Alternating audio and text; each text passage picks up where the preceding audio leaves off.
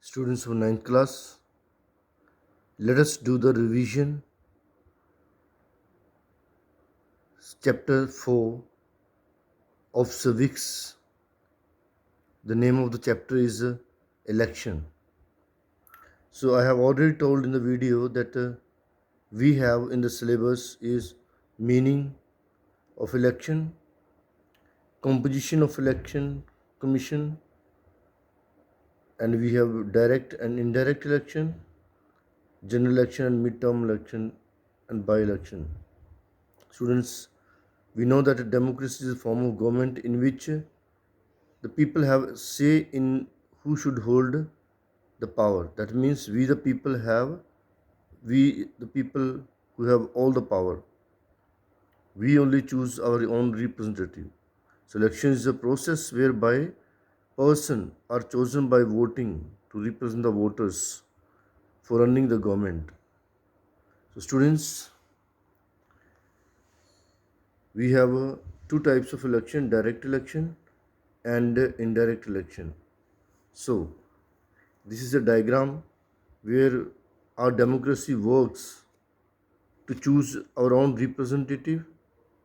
Okay, people elect their own representative and thus form a government, and this government forms a law for the country. So, students, we have a direct election whereby people directly elect the representative for Lok Sabha and state legislative assembly. Your MPs and MLAs are elected directly, okay, and therefore they make the government. So in Lok Sabha it is a central government, and in the state legislative is the state government. So students, we have indirect election whereby uh, members of Rajya Sabha, president and vice president are elected by indirect election in accordance with the proportional representation by the means of single transferable vote system. So total members in Rajya Sabha 250 and 238 are elected by the elected members. Okay, election of the president and vice president also in the same process. Okay, and then we have different kinds of election. We have general election comes after every 5 years when Lok Sabha dissolves or state legislative assembly dissolves.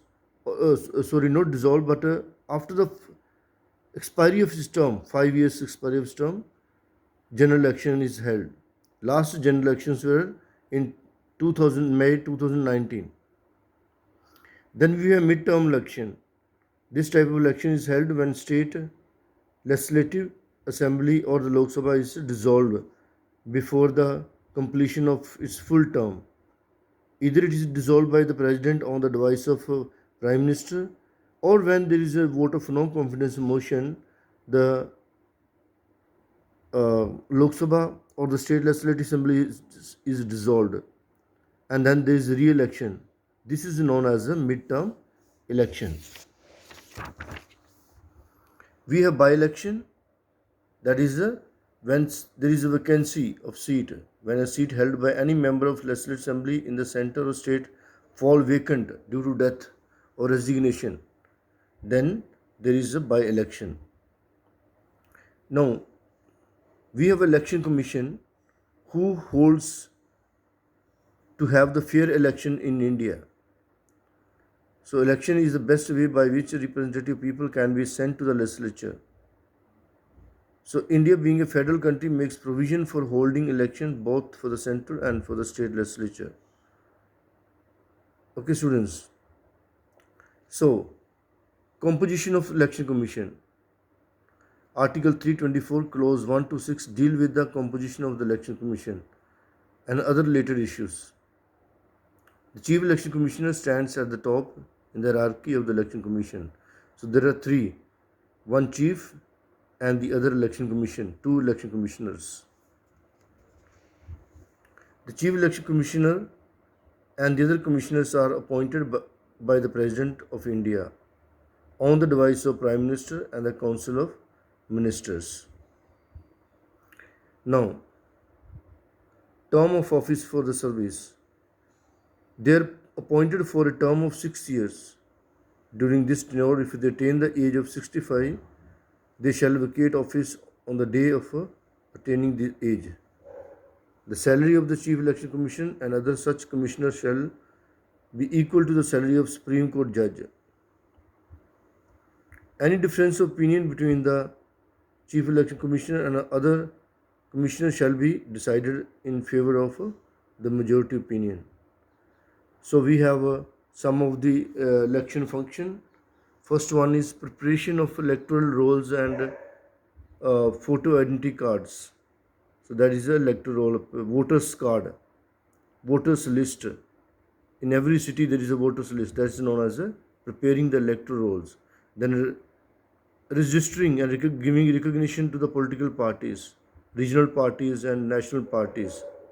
They also give symbols, provide symbols like a hand of Congress and lotus flag of BJP and so on. So they provide symbols for the election, before the election, for the candidate. They ensure free and fair election. So it is their responsibility to have free and fair election in every constituency. Okay, and they fix dates and conducting election also.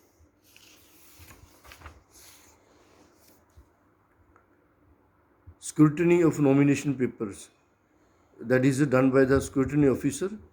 All the nominations are checked properly. Okay, and there are some advisory function. Election Commission also advises the President on the governors of the state in respect of electoral matters. So students, if you have any doubt regarding question answers, long questions, we shall discuss in the Zoom classes whenever we meet together. Thank you.